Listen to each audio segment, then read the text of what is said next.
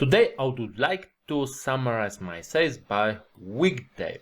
Is it by name or is it by number? And we'll start with helper columns. Then we would just use one bigger formula for this result.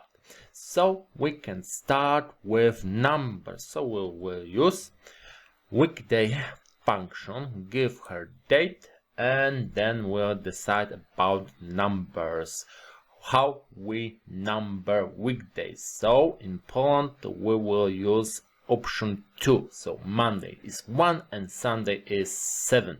And just like that, because I have a table, I have number for each day of the week.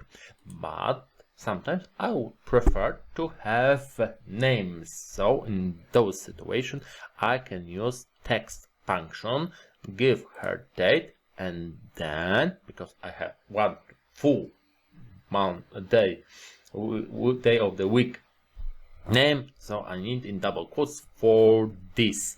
And just like that, I have weekday names. And when I have those helper columns, I can just use COUNTIF function or SUMIF function to summarize all my cells. But let's assume now that I don't have those helper columns. I have to create those columns inside my formula. So we will start with weekday function that's looking on the whole column. So in my case it's the column from table. And then once again I prefer second option. So Monday 1, Sunday 7. So 2 here. And just like that I have this column. And now I need to compare to the number for the current weekday. So for example, in my case, Monday is 1, so I want to compare those results to G2 cell. And just like that, I now have true and falses in my column, in my array. But it's hard to count true in those situations, so let's change trues to ones and false to zeros. And we'll use double negation for this, so 2 minuses, and we have to put our comparison into parentheses, and just like that we have just ones and zeros.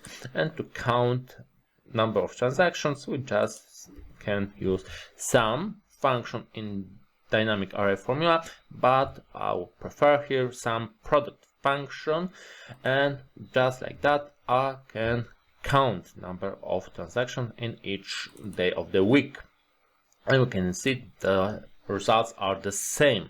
So how can I sum my results? I will copy my formula from the edit option in edit mode and put it here, and I need to add one more array, one column, so just sales column.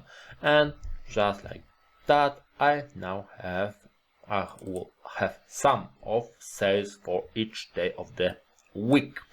And depending which options is simpler for us, we can choose to use helper columns or use one bigger formula.